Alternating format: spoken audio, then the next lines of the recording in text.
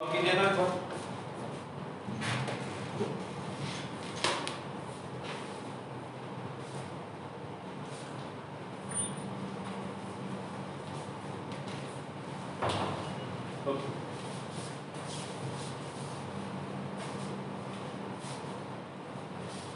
Solve कीजिए इसको।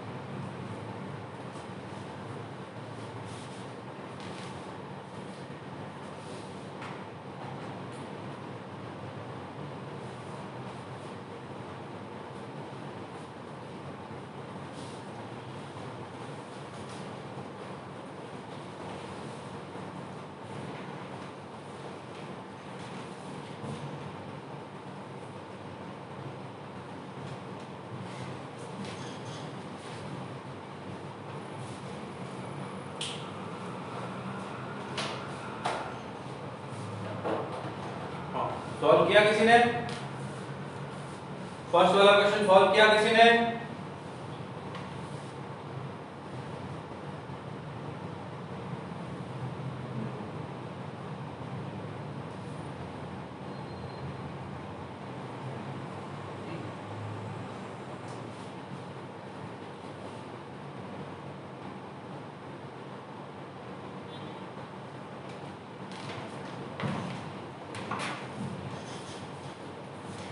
देखो इस पैराबोला का देख के क्या समझ आ रहा है कि इस पैराबोला का जो फोकस है वो 3, -4 ये इसका फोकस आ गया और इस पैराबोला की जो डायरेक्ट्रिक्स है वो है 3x - 4/-6 ये डायरेक्ट्रिक्स इधर 3x - 4/-6 = 0। आपसे क्या पूछा है?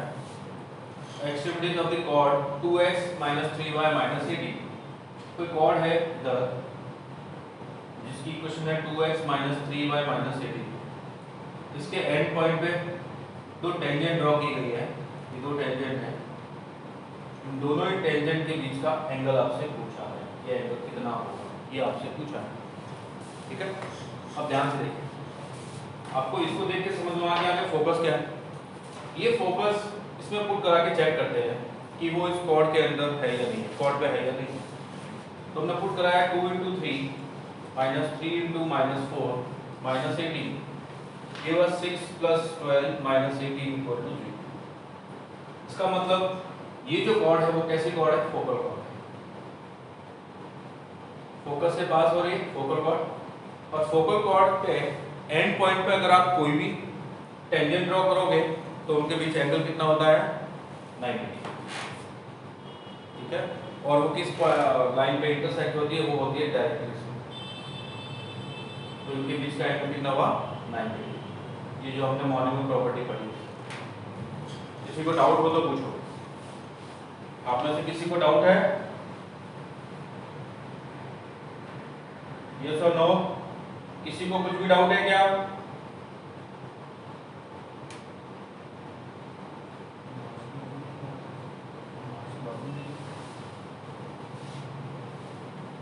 नो डाउट, ओके ठीक है, स्क्रीनशॉट ले लीजिए फिर इसका।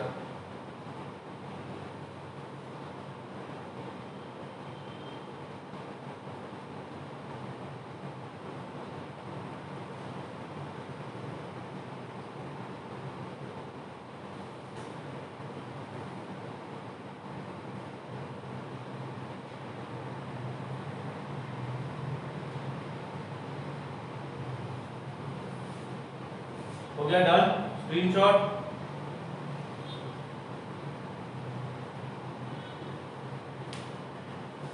ठीक ठीक।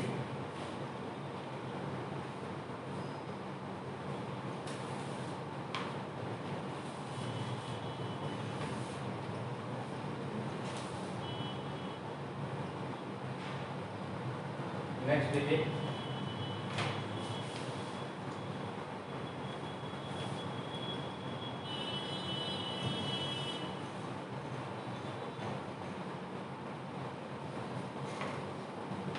ये क्वेश्चन देखिए, equation of tangent at the point, ये कोई पैराबोला है, इस पैराबोला पे एक पॉइंट है 7,13, उस पे एक टेंजेंट ड्रॉ की गई है, उस टेंजेंट की इक्वेशन है y = 3x - 8। ठीक है, अब क्या पूछा है, फोकस है इसका वो -1, -1। Find the equation of directrix, directrix की इक्वेशन क्या होगी वो आपसे पूछी, इस डायरेक्ट्रिक्स की क्या इक्वेशन होगी, एंड लेटेस्ट रेक्टम की क्या लेंथ होगी वो आपसे पूछी। ठीक है, तो अब हम लोग जो प्रॉपर्टी पढ़ी थी मॉर्निंग में उनका यूज करते हैं।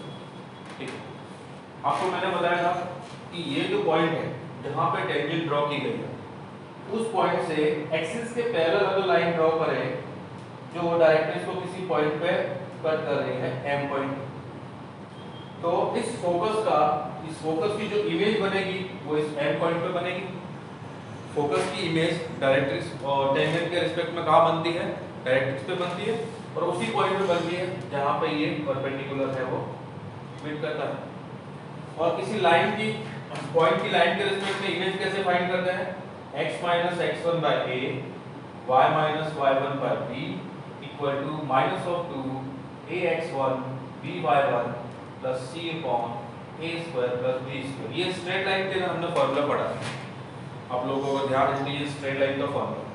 तो चलिए अब इमेज फाइंड करते हैं। लाइन की इक्वेशन ये रही, इसको मैं इस फॉर्म में लिख सकता हूँ 3x - y - 8 = 0। ये लाइन की इक्वेशन आ गई। तो x - x1 मतलब ये -1, इसकी इमेज हमें फाइंड करनी है, माइनस माइनस प्लस 1 हो गया, कौन a मतलब कोएफिशिएंट ऑफ x 3 आ गया, इक्वल टू y - y1 का मतलब ये वाली वैल्यू प्लस 1 हो गया, बाय b का मतलब y का कोएफिशिएंट -1 इक्वल टू -2 ax1, मतलब इसके अंदर ये x1 और y1 दोनों पुट कर देता हूं, तो 3 * -1 -3, तो इधर -5 और -1 + 1 -8 अपॉन a स्क्वायर, x का कोएफिशिएंट 3 का स्क्वायर 9 प्लस y का कोएफिशिएंट 1। ये आपको मिला x + 1/3 equal to y + 1/-1 equal -8 और -3, -11 + 1 -10 अपॉन 10 -1 और ये -2 + 2। अब यहाँ से आप x निकालोगे तो आपको क्या मिलेगा, देखिए x = 3 × 6 - 1 5, ये x मिला, और ये -2 और -1 3 -3, ये y की वैल्यू -3।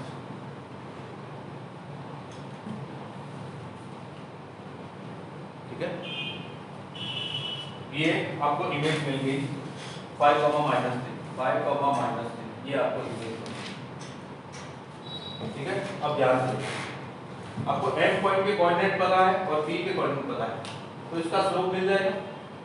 जब इसका स्लोप मिल गया तो इसके परपेंडिकुलर लाइन जो डायरेक्ट्रिक्स है उसका स्लोप मिल जाएगा, और ये डायरेक्ट्रिक्स से पास हो रही है 5, -3 से, तो इक्वेशन भी मिल जाएगी, डायरेक्ट्रिक्स की इक्वेशन मिल जाएगी। और आपसे क्या पूछा है, लेटेस्ट रेक्टम। लेटेस्ट रेक्टम होता है 2 times of distance from the point two the directrix, point मतलब फोकस, फोकस से डायरेक्ट्रिक्स की जो डिस्टेंस है उसको 2 टाइम्स करोगे तो आप लेटेस्ट रेक्टम हो जाएगा। ठीक है, चलिए इक्वेशन ऑफ डायरेक्ट्रिक्स, तो पहले स्लोप ऑफ Tm,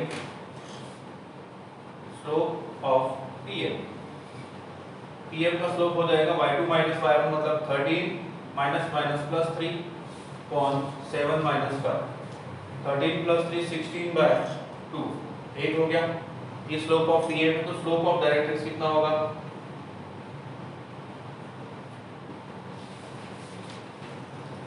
-1/8 हो जाएगा स्लोप ऑफ डायरेक्ट्रिक्स। डायरेक्ट्रिक्स का स्लोप मिल गया -1/8 और डायरेक्ट्रिक्स किस पॉइंट से पास हो रही है वो पॉइंट ये है, तो इक्वेशन ऑफ डायरेक्ट्रिक्स क्या आ जाएगा, equation of directrix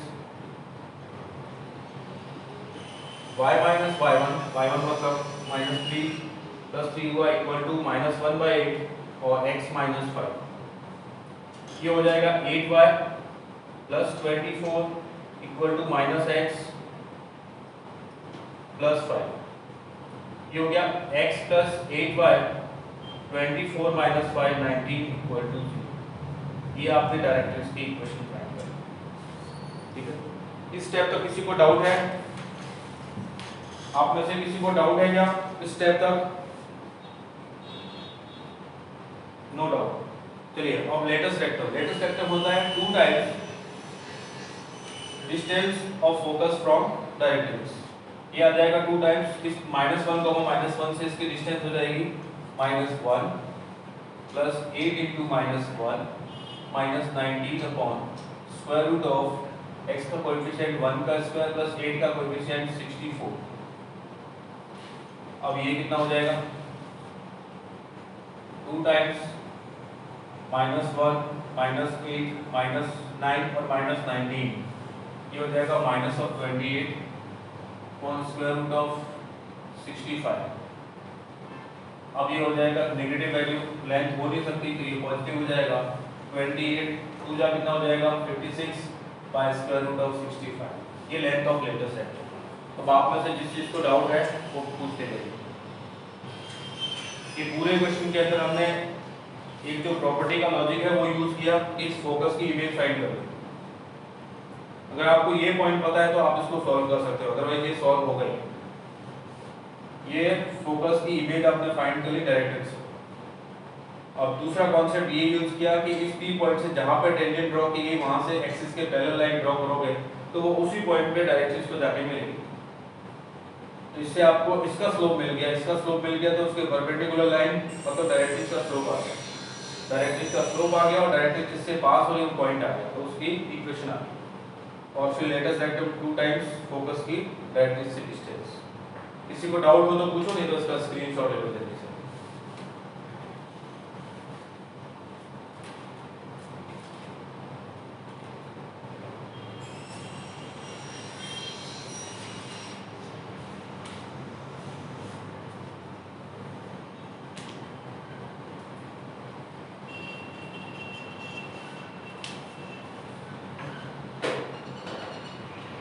Done?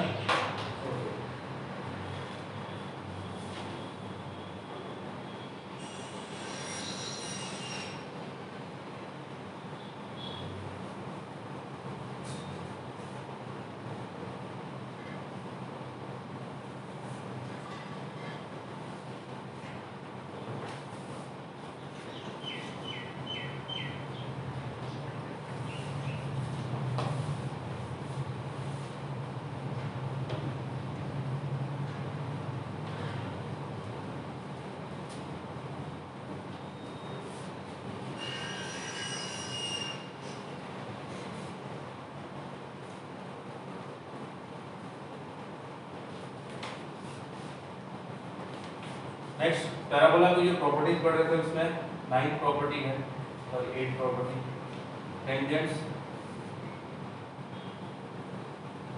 And normal and normals at the extremities of the latus vector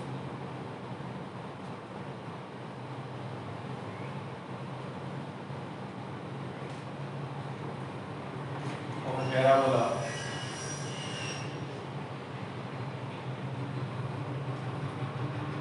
y² = 4ax।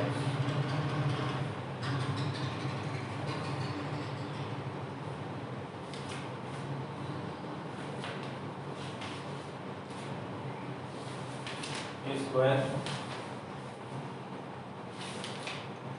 their points of intersection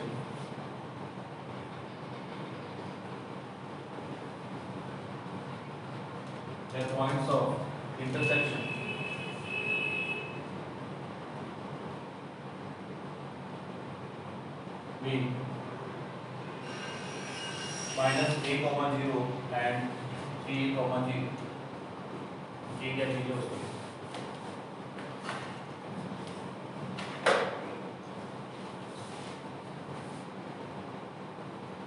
ये parabola y square equal to 4x और ये latus rectum जो a comma 0 से pass होगी, इसके end point की coordinate a comma 2 है और इधर a कॉमा माइनस 2,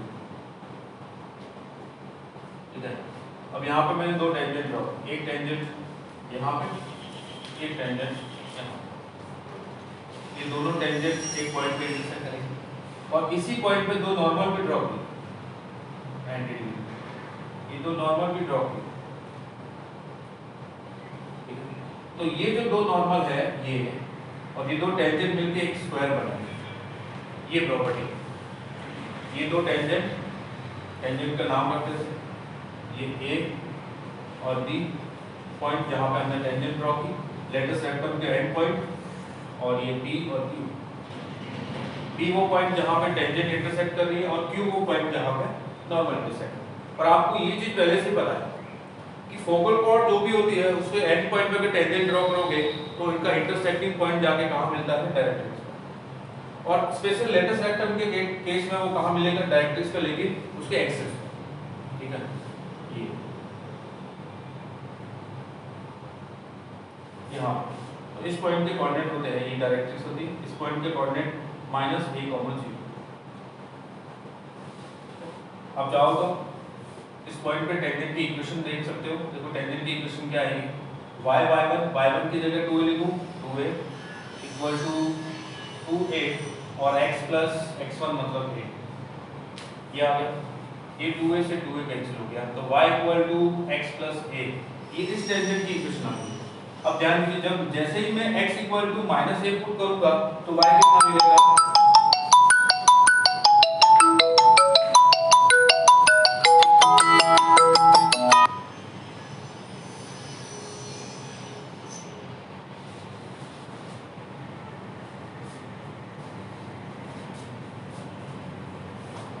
हाँ देखिए ये टेंजेंट की इक्वेशन आ गई पॉइंट a पे। जैसे मैं x की जगह माइनस a पुट करूंगा तो y कितना आ जाएगा, 0, y equal to 0, x equal to minus of a, ठीक है। ये y 0, x equal to minus a। इस टेंजेंट की इक्वेशन देखिए क्या आ गई, y1 की जगह माइनस 2a है equal to 2a into x plus x1 मतलब a, ये 2a से 2a cancel, minus y equal to x plus a, तो y equal to minus a x minus a, यहाँ पे भी x की जगह माइनस a पुट करोगे तो 0 मिलेगा। अब नॉर्मल की इक्वेशन यहाँ पे, अब इन दोनों पॉइंट पे नॉर्मल की इक्वेशन आप ढूंढोगे, नॉर्मल की इक्वेशन कैसे मिलेगी आपको, देखिए टेंजेंट की इक्वेशन ये है, इसका स्लोप कितना है 1, टेंजेंट का स्लोप 1 है तो नॉर्मल का -1, तो इक्वेशन क्या हो जाएगी y minus 2a equal to slope -1 x minus a, ये नॉर्मल की equation. y minus 2a equal to minus x plus a, तो y equal to minus x plus 3a होता है। जैसे आप x की जगह, ये क्या है x एक्सिस है, x एक्सिस पे y कोऑर्डिनेट 0, जैसे ही y 0 पुट करोगे y इक्वल टू 0 पे x आपको 3a मिल जाएगा, ये x आपको 3a, तो ये पॉइंट आ जाएगा आपका 3, 0, ये लिखो इंटरसेक्टिंग पॉइंट टेंजेंट का -1, 0 और नॉर्मल का 3a, 0। अब ये दोनों मिलके क्या बनाते हैं, स्क्वायर। अब ध्यान से देखिए, आपको पता है फोकल कॉर्ड के एंड पॉइंट पे जो टेंजेंट ड्रॉ होती है उनके बीच एंगल 90 डिग्री होता है, ये तो प्रॉपर्टी है। टेंजेंट और नॉर्मल के बीच एंगल भी 90 डिग्री होता है, ये भी, तो ये बचा हुआ कितना होगा 90 डिग्री। तो चारों एंगल 90 डिग्री है क्वाड्रिलेटरल के, तो या तो वो रेक्टेंगल हो सकता है या फिर स्क्वायर। फिर आप जैसे इसकी ये लेंथ फाइंड करोगे, ये लेंथ और इसकी एडजसेंट लेंथ दोनों इक्वल आएगी, तो ये क्या बन जाएगा, स्क्वायर बन जाएगा, ये बन जाएगा आपका स्क्वायर। ये है आपकी प्रॉपर्टी, ठीक है। चलिए किसी को डाउट हो तो पूछिए, नहीं तो इसका स्क्रीनशॉट ले लो।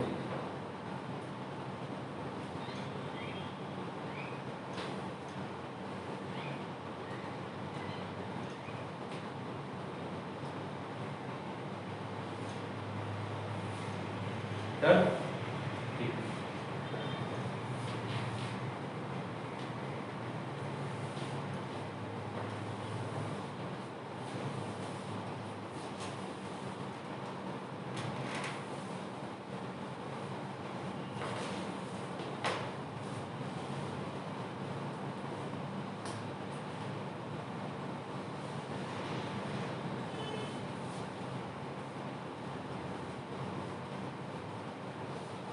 आर्गन तो पूछ रहा है स्लोप ऑफ डायरेक्ट्रिक्स। देखो बेटा ये डायरेक्ट्रिक्स है और ये एक्सिस के पैरेलल है, इसका स्लोप हमने फाइंड किया तो वो हमें मिला था 8, तो उसके परपेंडिकुलर डायरेक्ट्रिक्स तो उसका स्लोप क्या हो जाएगा -1/8। m1 m2 इक्वल टू -1 होता है ना, ये -1/8 हो जाएगा। ठीक है,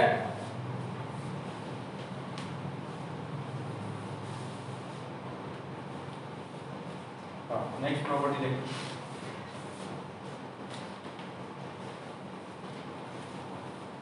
नेक्स्ट है the circle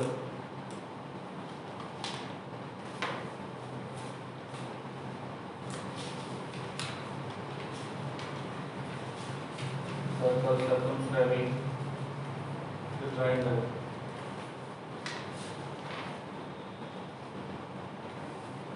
formed by any three tangents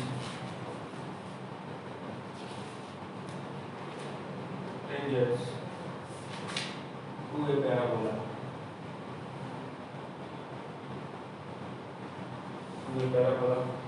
passes through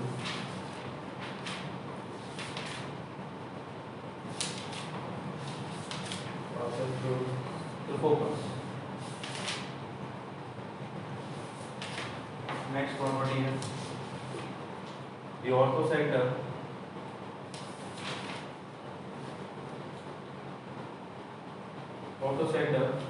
of any triangle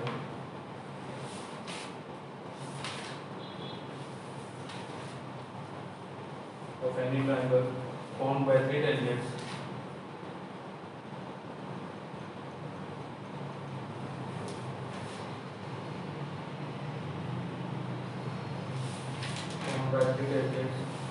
to a parabola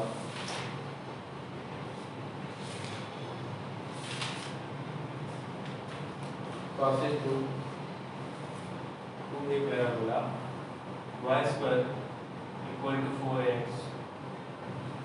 Y is on the directrix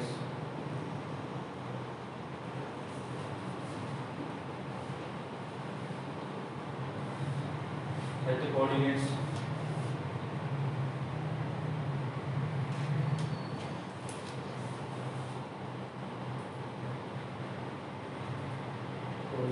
minus a comma a t1 plus t2 plus t3 plus t1 t2 t2। अब ये क्या चीज है उसको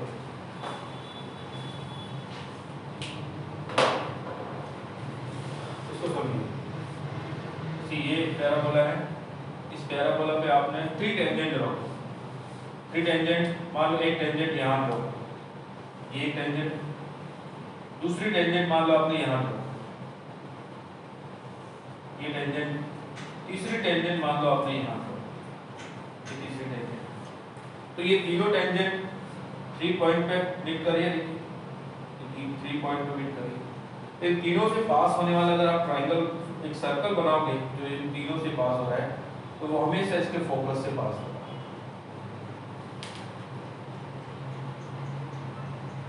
अब देखिए ये कैसे आप पता कर पाओगे, ये पॉइंट आप फाइंड कर सकते हो कैसे, दो टेंजेंट का इंटरसेक्टिंग पॉइंट कैसे फाइंड करोगे। ये पॉइंट है मान लो इस पॉइंट के कोऑर्डिनेट at1 स्क्वायर 2at1,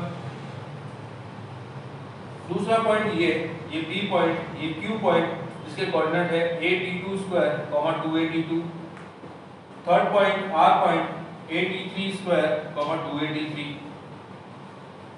अब ये दो टेंजेंट हैं जिस पॉइंट पे इंटरसेक्ट करती है उस पॉइंट के कोऑर्डिनेट हम फाइंड करते हैं, x कोऑर्डिनेट का gm फाइंड करते हैं और y कोऑर्डिनेट का am फाइंड करते हैं। इस तरह से हमें वो पॉइंट मिल जाएगा।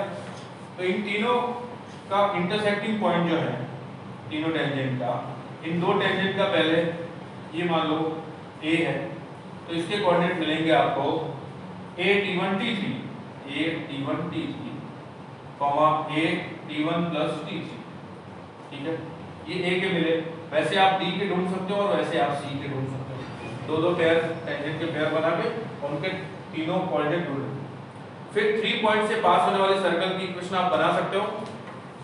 सर्कल की इक्वेशन को ये लेट करोगे x square plus y square plus 2gx plus 2fy plus c equal to 0। पहले फर्स्ट पॉइंट a पुट करोगे, b पुट करोगे, c पुट करोगे, फिर g, f और c की वैल्यू फाइंड करोगे। इससे आपको एक सर्कल की इक्वेशन मिलेगी। इस सर्कल की इक्वेशन के अंदर a, 0 पुट करोगे तो वो इसको सेटिस्फाई करेगा। इस तरह से आप बता सकते हो कि किसी भी पैराबोला पे अगर आपने 3 टेंजेंट ड्रॉ करी है तो इन तीनों टेंजेंट से जो ट्रायंगल बनेगा उस ट्रायंगल के तीनों वर्टेक्स से पास होता हुआ अगर एक सर्कल बना रहे हो तो वो सर्कल इस पैराबोला के फोकस से पास होगा। ये है प्रॉपर्टी 9। प्रॉपर्टी 10 देखिए, प्रॉपर्टी 10 क्या है? प्रॉपर्टी 10 ये है the ortho centre of any triangle. इस मान लो इसमें भी बिल्कुल कुछ ऐसा ही है, ये पैराबोला और इस पॉइंट पे टेंजेंट है, ये टेंजेंट, इस पॉइंट पे एक टेंजेंट है, ये टेंजेंट और एक और टेंजेंट यहाँ बना लेते हैं। इस पॉइंट पे एक टेंजेंट है, ये टेंजेंट, ठीक है। तो ये टेंजेंट 3 पॉइंट पे कट कर रही है। तो इसका ऑर्थो सेंटर, चलिए ऑर्थो सेंटर ढूंढते कैसे? ये पॉइंट है आपका P जहाँ पे टेंजेंट बनाई, ये पॉइंट है Q जहाँ पे टेंजेंट बनाई, ये पॉइंट R जहाँ पे टेंजेंट बनाई। इस पॉइंट के कोऑर्डिनेट 8e1 स्क्वायर 281, इस पॉइंट के 8e2 स्क्वायर 282 और इस पॉइंट के कोऑर्डिनेट है 8e3 स्क्वायर 283। ये आ गए। अब ध्यान से देखिए, इन दोनों ये टेंजेंट और ये टेंजेंट का इंटरसेक्टिंग पॉइंट ढूंढ सकते हो। कितना आ जाएगा? 8e1 t3 a t1 plus t3। वैसे ये ढूंढ सकते हो और ये ढूंढ सकते हो, ठीक है। तीनों पॉइंट आ जाएंगे। अब आपको पता है जब आप इसको जॉइन करोगे इस ट्रायंगल को, इसको, तो ये पॉइंट के कोऑर्डिनेट आपके पास है, इस पॉइंट के कोऑर्डिनेट आपके पास है, तो इसका स्लोप मिल जाएगा। और ऑर्थो सेंटर का मतलब क्या होता है? किसी भी ट्रायंगल के ऑर्थो सेंटर का मतलब इस पॉइंट से, इस वर्टेक्स से उसके अपोजिट साइड पे परपेंडिकुलर ड्रॉ करो, इस पॉइंट से इसके अपोजिट साइड पे परपेंडिकुलर ड्रॉ करो, इन दोनों का इंटरसेक्टिंग पॉइंट। तो आप क्या करोगे? ये पॉइंट आपने ढूंढ लिया, ये पॉइंट ढूंढ लिया, इसका स्लोप ढूंढो। स्लोप ढूंढने के बाद ये जो यहाँ से एल्टीट्यूड आएगा वो इस पे परपेंडिकुलर होगा, इसका स्लोप मिल गया तो इसके परपेंडिकुलर लाइन का स्लोप भी आपको मिल जाएगा। वो स्लोप मिल गया और जिस पॉइंट से पास हो रही है वो इंटरसेक्टिंग पॉइंट आप पहले से ढूंढ चुके हो, तो पॉइंट मिल गया और स्लोप मिल गया तो लाइन की इक्वेशन आ जाएगी। ठीक वैसे ही इन दो पॉइंट से पास होने वाली लाइन का स्लोप आप ढूंढ सकते हो, इसके परपेंडिकुलर लाइन का स्लोप आपको मिल जाएगा m1 m2 -1 कर। ये इंटरसेक्टिंग पॉइंट आप ढूंढ चुके हो, तो इस लाइन की इक्वेशन मिल जाएगी। ये एल्टीट्यूड और ये एल्टीट्यूड दोनों जिस पॉइंट पे इंटरसेक्ट करेंगे वो आपका ऑर्थो सेंटर हो जाएगा और ऑर्थो सेंटर आपका इस तरह का आएगा। क्या ये दोनों पॉइंट क्लियर हुए? दोनों प्रॉपर्टीज? आप में से किसी को डाउट है? 10 पॉइंट्स रिपीट। ओके, 10 पॉइंट्स क्या कह रहे हैं कि ऑर्थो सेंटर जो ऑर्थो सेंटर वो कहाँ पे होगा? डायरेक्ट्रिक्स पे होगा और उसके कोऑर्डिनेट ये हैं। चलिए ऑर्थो सेंटर बनाएंगे कैसे, तो पूरा बता दो। ये एक पैराबोला है y² = 4ax। ध्यान से सुनिए, इस पैराबोला पे 3 पॉइंट है P, इसके coordinate 8e1² 281, Q point 8e2² 282, R point 8e3² 283। अब P पे जो टेंजेंट है और R पे टेंजेंट दोनों एक पॉइंट पे मीट कर रहे हैं जिसका नाम है A, तो इसके कोऑर्डिनेट मिल जाएंगे x कोऑर्डिनेट का तो gm और y कोऑर्डिनेट का am, ये मिल गया। फिर B पॉइंट, Q पॉइंट पे जो टेंजेंट है और R पॉइंट पे टेंजेंट, ये दोनों टेंजेंट मीट करेगी उसके कोऑर्डिनेट, तो इसका मिल जाएगा a t2 t3 a t2 plus t3। वैसे ही ये पॉइंट C है, इसके कोऑर्डिनेट आपको मिल जाएंगे। अब ऑर्थो सेंटर का मतलब क्या होता है? ट्रायंगल के अंदर ऑर्थो सेंटर का मतलब होता है कि किसी भी वर्टेक्स, ट्रायंगल के किसी भी वर्टेक्स से उसे अपोजिट साइड पे परपेंडिकुलर ड्रॉ करो नॉर्मल, और फिर दूसरे वर्टेक्स से उसकी अपोजिट साइड पे परपेंडिकुलर ड्रॉ करो नॉर्मल, इससे इसके अपोजिट साइड पे परपेंडिकुलर ड्रॉ करो नॉर्मल। ये तीनों जिस पॉइंट पे इंटरसेक्ट करते हैं वो ऑर्थो सेंटर होता है। अब हम ये ढूंढेंगे कैसे? तो हमने क्या किया, B और C के हमने कोऑर्डिनेट ढूंढ लिए, तो BC का स्लोप मिल जाएगा y2 - y1 / x2 - x1, तो इसके परपेंडिकुलर लाइन का स्लोप मिल जाएगा m1 m2 = -1, और A से पास होगा वो, और A के कोऑर्डिनेट आपके पास है ही, तो वो लाइन जो एक पॉइंट से पास हो रही है वो आपको पॉइंट पता है और इसका स्लोप पता है, तो उसकी इक्वेशन मिल जाएगी y - y1 = mx - x1। ये एल्टीट्यूड आ गया। इसी तरह से ये एल्टीट्यूड फाइंड कर लोगे और इन दोनों का इंटरसेक्टिंग पॉइंट ढूंढ लोगे, वही ऑर्थो सेंटर होता है, और वो आप चेक करोगे तो आपको ये मिलेगा x कोऑर्डिनेट -a, और -a x कोऑर्डिनेट किसका होता है, जहां पे डायरेक्ट्रिक्स होती है। इसका मतलब ऑर्थो सेंटर किस पे होगा, डायरेक्ट्रिक्स पे। क्या ये 10 पॉइंट अभी क्लियर हुआ? इसका भी डाउट था? चलिए आप स्क्रीनशॉट ले लीजिए। नेक्स्ट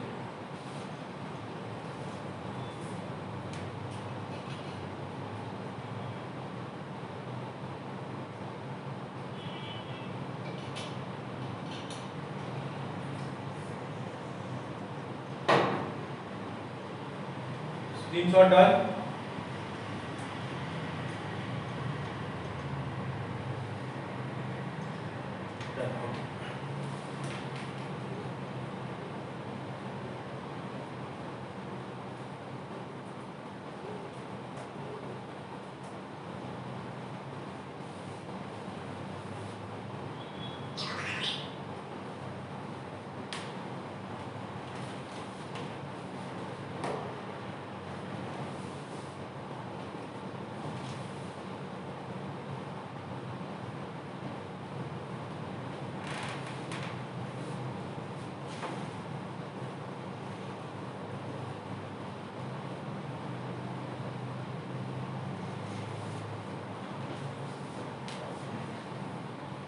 देखिए अब नॉर्मल की बात करते हैं। 10 11 देखिए, पॉइंट 11 ये कोई पैराबोला है। अब आपको ये पता चुका हो कि पैराबोला के अंदर कोई एक पॉइंट है, उससे आप 3 नॉर्मल ड्रॉ कर सकते हो। को नॉर्मल पॉइंट भी आपको बताएंगे, 3 नॉर्मल ड्रॉ कर सकते हो ऐसे। और ये h, k है पॉइंट, y² = 4ax। तो नॉर्मल के पॉइंट ऑफ कांटेक्ट होता है am² -2am। अगर 3 पॉइंट है तो m1 m2 और m3 आ जाएगा। ये तो अंदर पैराबोला के अंदर कोई पॉइंट है तो वहां से 3 नॉर्मल ड्रॉ कर सकते हो। लेकिन अगर स्पेशल केस की बात करें कि अगर वो पॉइंट फोकस ही हो तो कितने नॉर्मल ड्रॉ कर सकते हो, ठीक है। तो देखिए नॉर्मल की इक्वेशन होती है, नॉर्मल की इक्वेशन होती है y = -tx + 2at + 83। ये पैरामीट्रिक फॉर्म है नॉर्मल की इक्वेशन। मैं बोल रहा हूँ ये नॉर्मल पास हो रहा है किससे, a, 0 से, फोकस से। तो इस फोकस से कितने नॉर्मल फाइंड हो सकते हैं? अगर इस फोकस इसको पुट करने पे, इसके अंदर पुट करने पे t की वैल्यू मुझे 3 मिलेगी तो 3 अलग-अलग नॉर्मल पास हो जाएंगे, 2 मिलेगी तो 2 अलग-अलग नॉर्मल पास हो जाएंगे, 1 मिलेगी तो 1, और कुछ भी नहीं मिलेगी तो एक भी नॉर्मल पास नहीं होगा, ठीक है। तो देखिए फोकस पुट कराया a, 0, y की जगह 0 और x की जगह a, तो -80 + 280 + 83। तो 0 = -80 + 280, तो 80 हो गया, 80 + 83। इन दोनों में से 80 कॉमन, तो 0 = 80 कॉमन 1 + t²। यहाँ से a तो 0 हो नहीं सकता, तो t = 0 और t² + 1 = 0। तो t की एक वैल्यू मिल गई 0 और t² + 1, तो t की कोई रियल वैल्यू नहीं, t² = -1 मतलब नो रियल वैल्यू। तो t की एक ही वैल्यू मिली, t = 0। वो इसमें पुट करो तो आपको इक्वेशन क्या मिलेगी, y = 0। y = 0 का मतलब x एक्सिस। फोकस से पास होने वाला सिर्फ एक ही नॉर्मल होता है जो वर्टेक्स पे नॉर्मल है। ये टेंजेंट एट वर्टेक्स है, उसका नॉर्मल ये y = 0 मतलब x एक्सिस। तो ये आप ध्यान रखें, फोकस से पास होने वाला सिर्फ एक ही वर्टेक्स होता है, नॉर्मल होता है। मतलब पैराबोला के अंदर सिर्फ एक ही पॉइंट ऐसा है, वो है फोकस, जहां से एक नॉर्मल पास होगा। अदरवाइज बाकी जितने भी पॉइंट्स हैं उन सभी से 3 नॉर्मल पास हो सकते हैं। क्लियर है ये पॉइंट। 12 नंबर पॉइंट ये हम लोग देख चुके हैं। किसी भी पैराबोला के अंदर अगर किसी पॉइंट पे आपने नॉर्मल ड्रॉ किया है, वो नॉर्मल इसी पैराबोला को ये दूसरे पॉइंट पे मीट कर रहा है, इस पॉइंट पे। अगर इस पॉइंट के कोऑर्डिनेट 8t1² 2at1 है और इसके 8t2² 2at2 है, तो t1 और t2 का रिलेशन होता है वो ये होता है t2 = -t1 - 2/t। बहुत ही इंपॉर्टेंट है ये। नॉर्मल अगर दूसरे इसी पैराबोला को दूसरे पॉइंट पे मीट करता है तो फर्स्ट पॉइंट और सेकंड पॉइंट उनका रिलेशन ये होता है। ठीक है, चलिए ये आपकी जितनी प्रॉपर्टीज थी वो फिनिश हुई। ठीक है, अभी कुछ प्रैक्टिस करते हैं।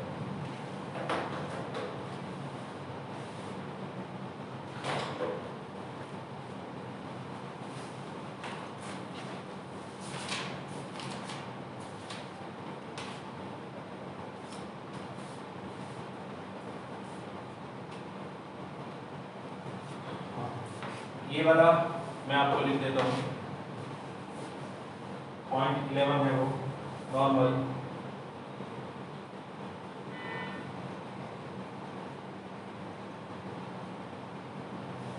other than axis of parabola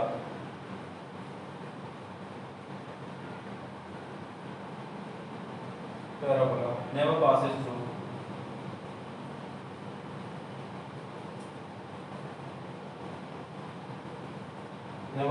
through the focus। ठीक है, चलिए स्क्रीनशॉट ले लीजिए। आपके पैराबोला से रिलेटेड प्रॉपर्टीज फिनिश हुई, आपका पैराबोला लगभग फिनिश हो गया। कल से हम लोग इंग्लिश पढ़ेंगे। ठीक है, चलिए स्क्रीनशॉट हो गया, डन। Screenshot done.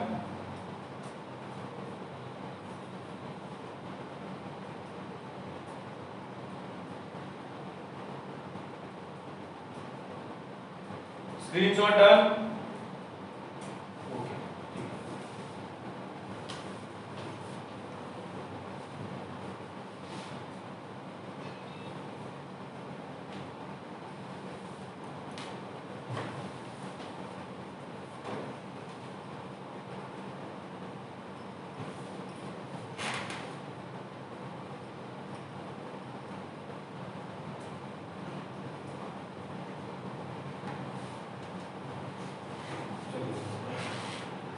ये वाला क्वेश्चन करके बताएं।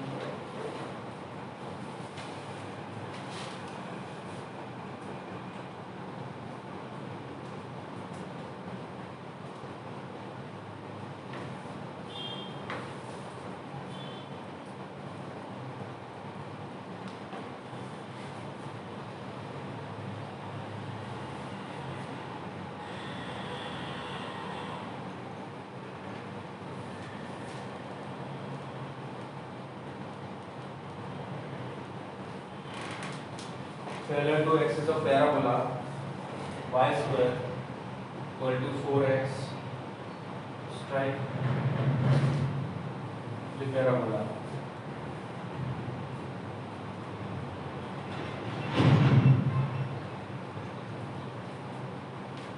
Then find the equation of the reflected ray।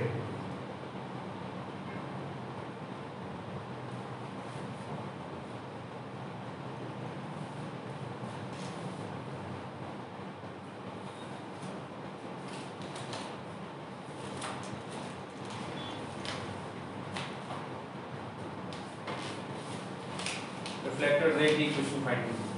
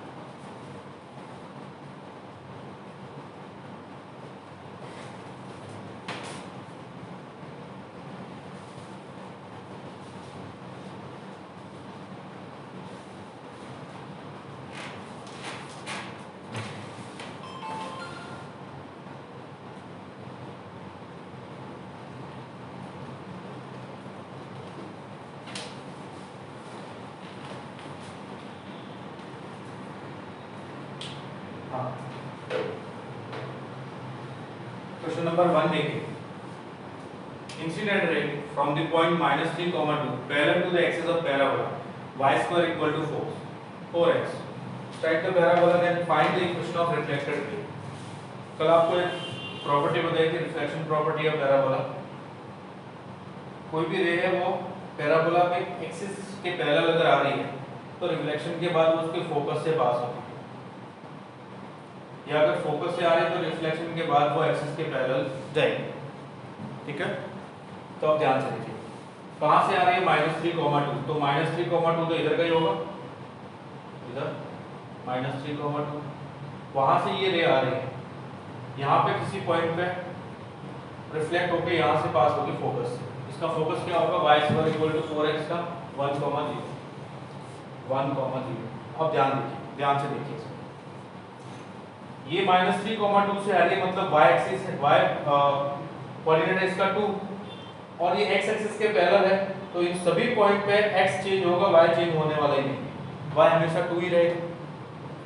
यहाँ पे 2, यहाँ पे 2, यहाँ पे 2, सब जगह 2, यहाँ पे भी 2, यहाँ पे y 2 होगा, तो ये पैराबोला पे पॉइंट है, ये पैराबोला है y² = 4x, तो अगर y 2 है तो x हम निकाल सकते हैं यहाँ से, y = 2 पुट करो, 4 = 4x, तो x मिल गया आपको 1। तो इस पॉइंट के कोऑर्डिनेट हुए जहां पे ये रे आके और रिफ्लेक्ट होगी, जिस पॉइंट पे 1, 2 और इसका फोकस भी 1, 0 है, ये यहां से रिफ्लेक्ट होगी, यहीं से पास हो जाएगी फोकस से, तो इसका कोऑर्डिनेट भी 1 x का, इसका भी 1, मतलब ये x एक्सिस पे परपेंडिकुलर है और y एक्सिस के पैरेलल है, तो इस लाइन की इक्वेशन होती है x = 1। समझ आया? तो इसमें जो पूछा है find the equation of reflected रे, वो आ जाएगा x = 1। आप में से किसी को डाउट हो तो पूछ सकते हैं, किसी को डाउट है?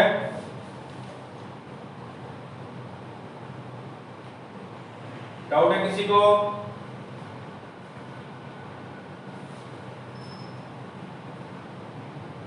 बोलो राज, क्या डाउट है आपको बेटा?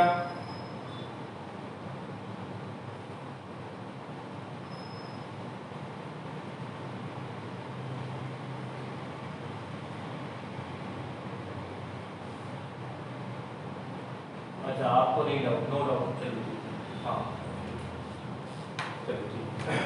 नेक्स्ट वाला देखिए, नेक्स्ट ये क्वेश्चन पढ़िए अच्छे से।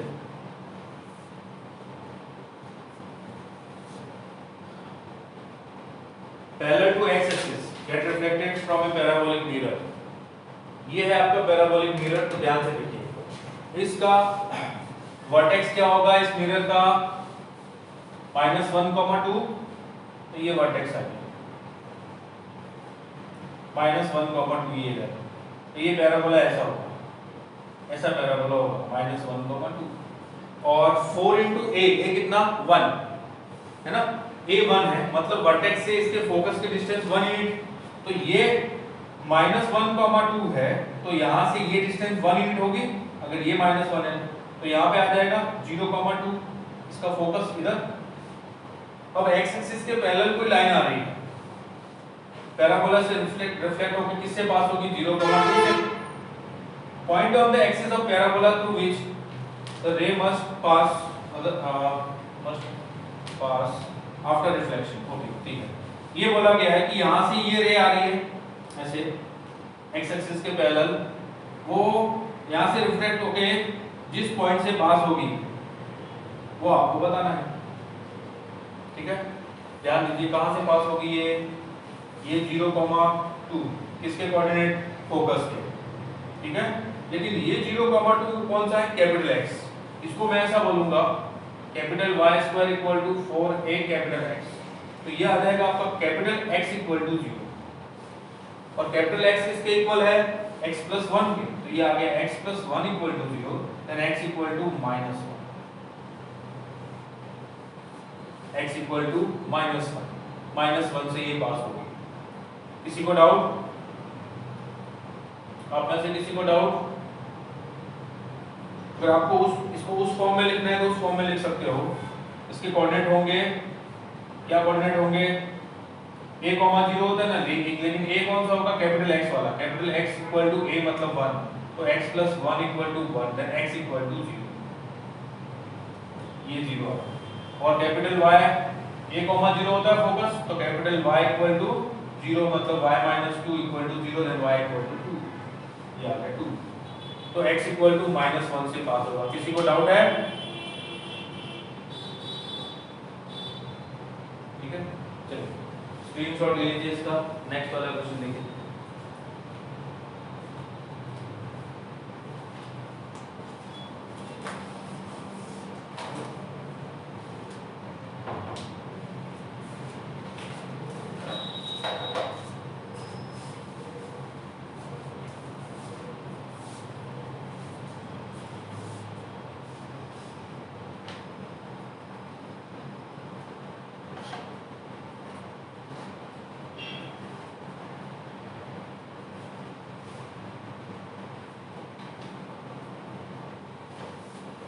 हाँ, screenshot done, screenshot done, done.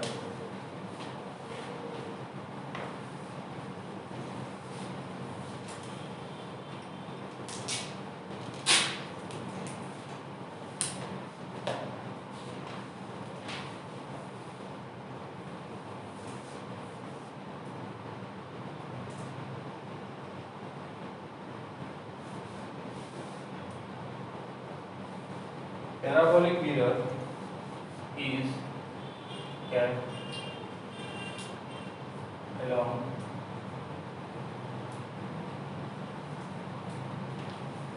y square equal to 4x and two light rays and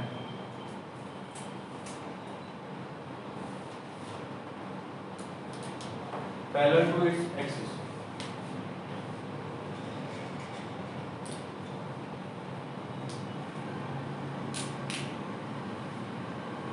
Are reflected along one straight line.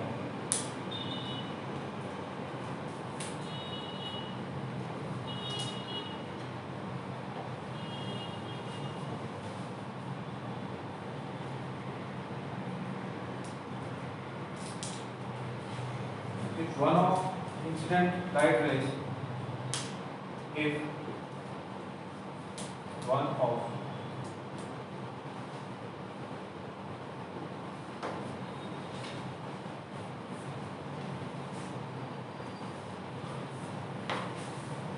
is at 3 unit distance. 3 unit distance from the axis. From the axis.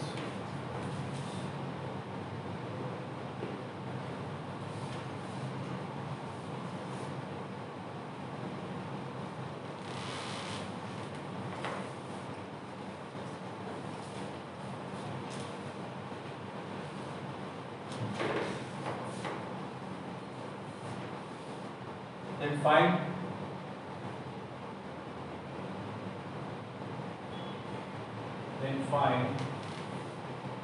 distance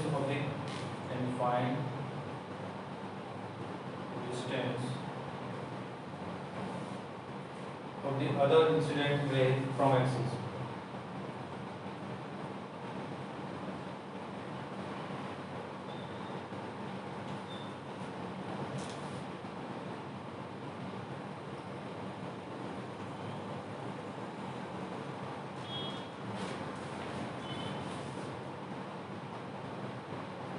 From axis.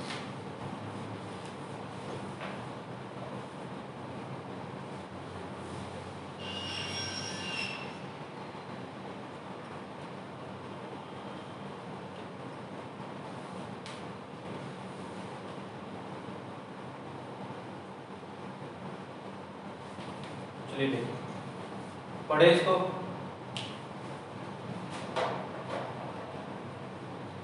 Parabolic mirror जो किसके according है, y square equal to 4x के according. ये ऐसे एक parabolic mirror, ठीक है।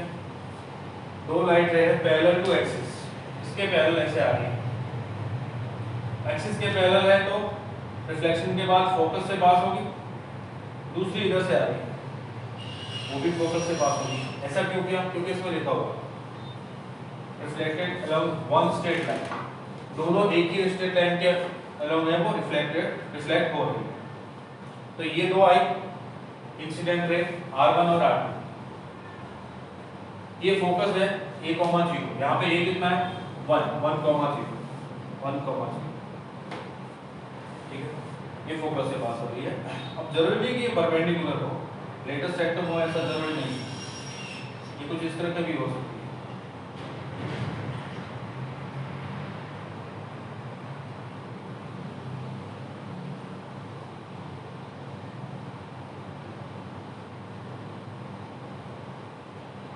ये 1,0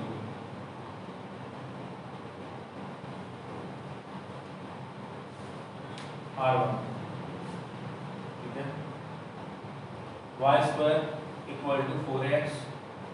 अब आपको बोला गया कि ये जो रे है वो यहाँ से एक्सिस से कितने यूनिट डिस्टेंस पे, 3 यूनिट डिस्टेंस पे।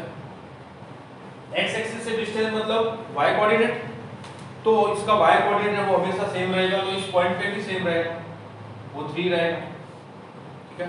अब ध्यान से देखिए, मैं बोलता हूँ कि इधर की जो कोऑर्डिनेट है वो 80² 280 है।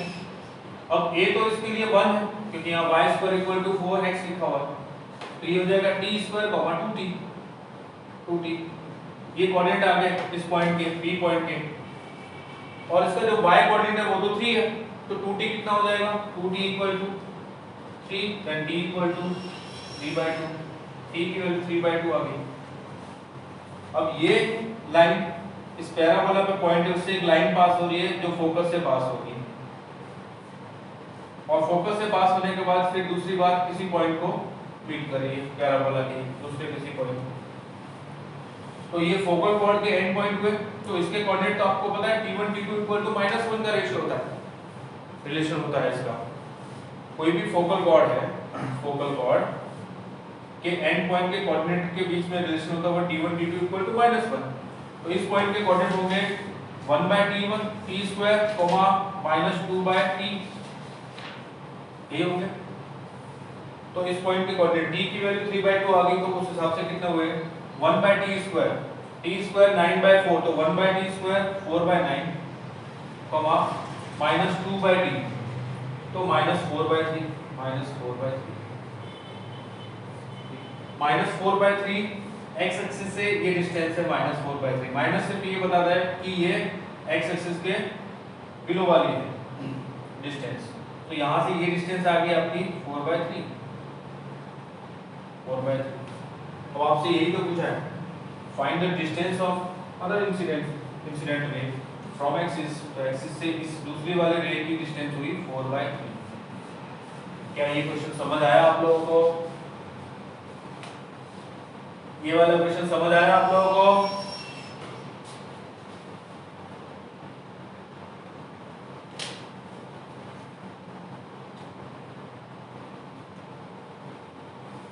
समझ गए? चलिए स्क्रीनशॉट ले लीजिए और आज का एक लास्ट क्वेश्चन करते हैं, फिर आज की क्लास में मिलेंगे।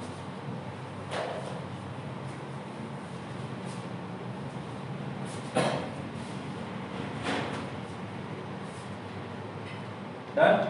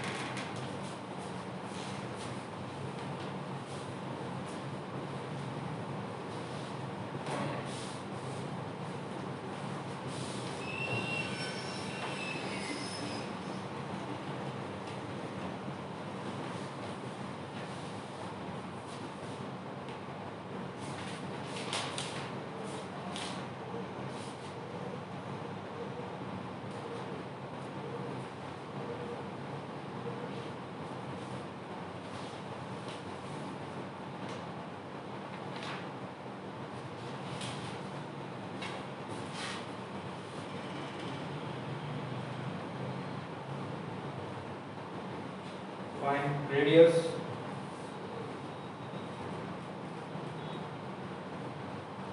of the largest circle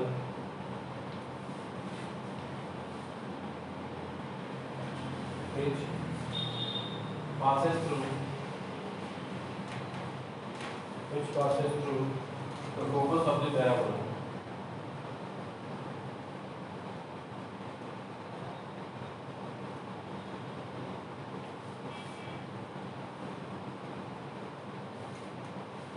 Y square equal to 4x plus 1 and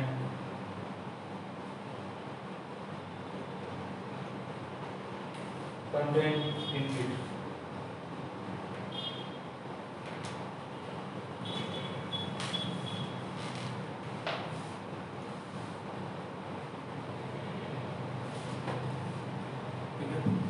देखिए ये क्वेश्चन क्या कर रहा है, बहुत ही अच्छा क्वेश्चन है। इसके अंदर लॉजिक देखिए, इसको समझिए। आपको बोला गया है कि एक पैराबोला है y square equal to 4x plus y, तो इसको हम ऐसा लिख सकते हैं y square minus 4y equal to 4x, और क्या लिख सकते हैं y square minus 4y plus 4 equal to 4x plus 4। ये हो जाएगा y minus 2 whole square equal to 4x plus 1, ये हो जाएगा। उसको इस फॉर्म में लिखते हैं y capital Y square equal to 4a capital X, तो इसके अकॉर्डिंग a हुआ 1, ठीक है। अब देखिए ये पैराबोला कैसा बनेगा, ये कुछ इस तरह का पैराबोला बनेगा, ये पैराबोला बनेगा। अब इस पैराबोला के वर्टेक्स आप ध्यान से देखिए तो x प्लस 1 इक्वल टू 0 पे x माइनस 1 और y माइनस 2 इक्वल टू 0 पे y 2, तो माइनस 1 कॉमा 2, ये वर्टेक्स आ गए माइनस 1 कॉमा 2, ठीक है। और इसका फोकस क्या होगा, a comma 0, capital A comma 0, capital A का मतलब 1 और capital X equal to 1 comma capital Y equal to 0 आएगा। कैपिटल X का मतलब x plus 1 equal to 1 then x equal to 0 और y माइनस 2 इक्वल टू 0 मतलब y इक्वल टू 2, 0 कॉमा 2, तो ये आ गया आपका फोकस 0 कॉमा 2, ये फोकस आ गया, वर्टेक्स आ गया, फोकस आ गया। पूछ क्या रहा है, ध्यान से देखिए, आपको पूछा है कि लार्जेस्ट सर्कल बताइए जो इस पैराबोला के अंदर, लार्जेस्ट सर्कल जो इस पैराबोला के अंदर हो सकता है। तो सर्कल कितने हो सकते हैं जो कि फोकस से पास है, कौन कौन से सर्कल हो सकते हैं। मैं बोलता हूँ कि ये एक सर्कल हो सकता है ऐसा फोकस से पास होने वाला, ये सर्कल हो सकता है इस तरह का, ये सर्कल हो सकता है, ये सर्कल हो सकता है ऐसा, ऐसे बहुत सारे सर्कल हो सकते हैं जो फोकस से पास हो रहे हैं, ठीक है। अब ध्यान से देखिए पैराबोला है वो एक्सिस के रिस्पेक्ट में सिमेट्रिक होता है, तो इसके अंदर जो सर्कल बनेगा वो भी सिमेट्रिक होगा। इसका मतलब क्या होगा कि ये जो सर्कल है उसका जो सेंटर है वो एक्सिस पे ही होगा हमेशा। मान लो यहाँ पे कोई पॉइंट है जहाँ पे ये सेंटर है, सेंटर के कोऑर्डिनेट हमें नहीं पता, लेकिन इतना पता है कि ये इस एक्सिस पे ही होगा, और ये एक्सिस है उस पे कोऑर्डिनेट y कोऑर्डिनेट हमेशा 2 आएगा, y कोऑर्डिनेट ऑलवेज 2 आने वाला है, क्योंकि इसके वर्टेक्स कोऑर्डिनेट -1,2 है और फोकस के 0,2, तो ये लाइन है y इक्वल टू 2 वाली लाइन, और x कोऑर्डिनेट कितना है हमें नहीं पता, तो हम लोग लेट कर लेते हैं कि x कोऑर्डिनेट जो भी है वो कितना होगा इस रेडियस के इक्वल। यहाँ से अगर सर्कल जा रहा है तो इस तरह से, तो ये आ गया आपका रेडियस। रेडियस क्यों, क्योंकि ये पॉइंट क्या है फोकस 0,2, फोकस कितना है 0,2 पे, तो मतलब इसका x कोऑर्डिनेट 0, तो ऐसे x इसका y एक्सिस आएगा इधर ऐसे, तो यहाँ से ये डिस्टेंस कितनी 0, तो यहाँ से y एक्सिस से जो डिस्टेंस होती है वो x कोऑर्डिनेट होती है। y एक्सिस अगर आप इसको ऐसे समझे तो ये ऐसे बना हुआ है -1 ये x -1 और y 1 और 2, यहाँ पे पैराबोला बना हुआ है इस तरह, ऐसे पैराबोला बना हुआ है और इसका फोकस इधर है, तो ये y इक्वल टू 2 वाली लाइन, और इससे जो भी सर्कल पास होगा लार्जेस्ट सर्कल, तो आप ध्यान से देखिए यहाँ से इसकी जो डिस्टेंस है सेंटर की, सेंटर तो इसी पे होगा, वो डिस्टेंस रेडियस के इक्वल होगी ना, ये डिस्टेंस रेडियस के इक्वल होगी, तो इसका x कोऑर्डिनेट तो मिल गया r, और y coordinate line y equal to 2 पे है तो 2 आ गया, और रेडियस है इसकी r, ये y एक्सिस से डिस्टेंस होती है वही x कोऑर्डिनेट होता है। तो सर्कल की इक्वेशन हो गई x - r whole square plus y - 2 whole square equal to r square, ये सर्कल की इक्वेशन। और पैराबोला की इक्वेशन ये है ही आपके पास, ये पैराबोला की इक्वेशन, ये सर्कल की इक्वेशन है, तो इसको मैं लिख सकता हूँ x square minus 2xr plus r square plus y minus 2 whole square equal to r square. ये आर स्क्वायर और आर स्क्वायर कैंसिल हो गया। अब y माइनस 2 की value y minus 2 whole square की वैल्यू मैं यहाँ से इसमें पुट कर देता हूँ, ये y माइनस 2 की वैल्यू, तो ये क्या बनेगा x माइनस r का whole square plus 4 into x plus 1 equal to 0। तो ध्यान से देखिए ये x की क्वाड्रेटिक इक्वेशन बन गई, x की क्वाड्रेटिक।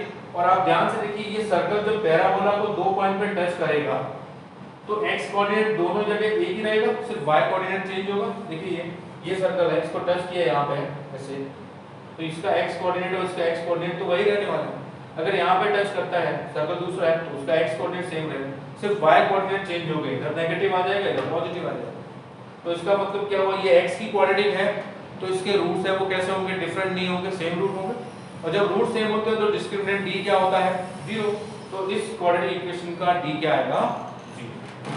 तो यहाँ पे डिस्क्रिमिनेंट d है वो 0 है, ध्यान से देखिए d इक्वल टू 0।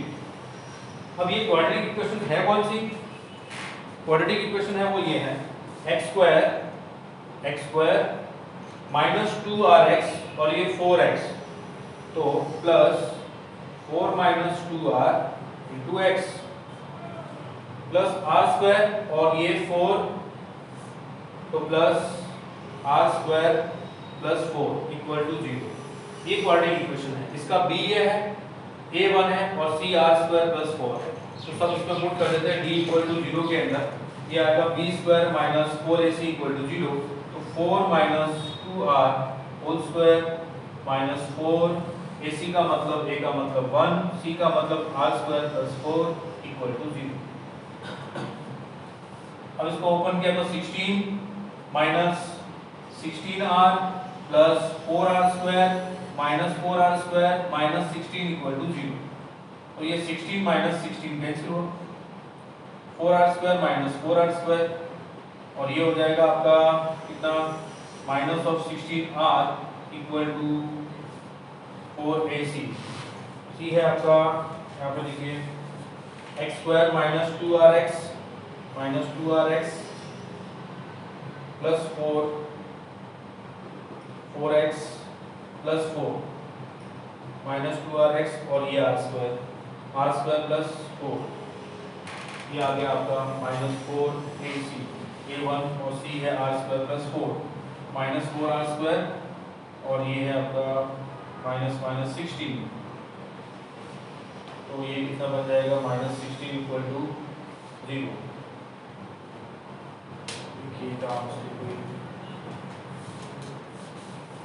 सर्कल की equation x minus r whole square plus y minus 2 whole square equal to r square.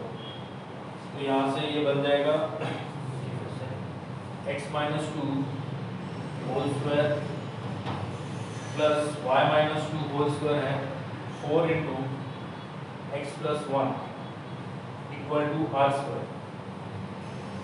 ये बन जाएगा आपका x minus 2 x minus r whole square plus 4x plus 4 minus r square equal to 0। ये minus r square है, तो ये बन जाएगा आपका माइनस ऑफ r स्क्वायर, ये माइनस r स्क्वायर है, ये हो गया minus minus plus 4r square minus 16 और ये माइनस 16 4 और 4 ये 8r square minus 16r equal to 0।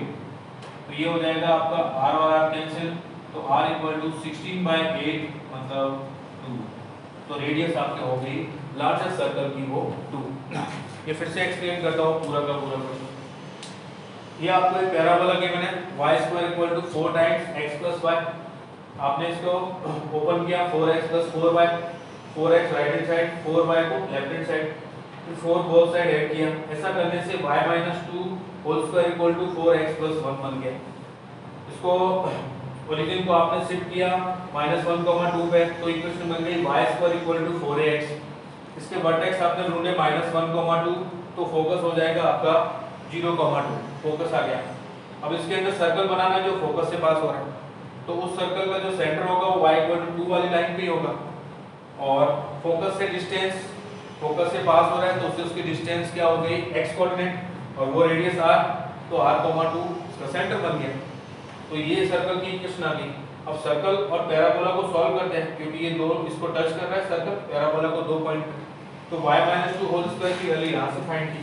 अब ये x की क्वांटिटी बन गई, और हमें ये पता है कि इसके अंदर जो x आएगा वो दोनों के लिए सेम ही आएगा, डिफरेंट डिफरेंट आ नहीं सकता, सिमेट्रिक है ये। तो इसका डिस्क्रिमिनेंट d क्या हो जाएगा 0, d 0 क्या, तो r की वैल्यू 2 मिली, मतलब इसकी रेडियस है वो 2। डाउट है किसी को? x minus r whole square कैसे आया? x minus r whole square plus 4x plus 1 equal to r square आया। हाँ भाई भाई क्लियर है, क्लियर। आपने जो बोला x minus r whole square plus 4x plus 1 equal to r square, फलक अभी समझ गए फलक? ओके ठीक है, ठीक है। आप ये इसका स्क्रीनशॉट ले लीजिए, और आपका पैराबोला चैप्टर फिनिश हुआ।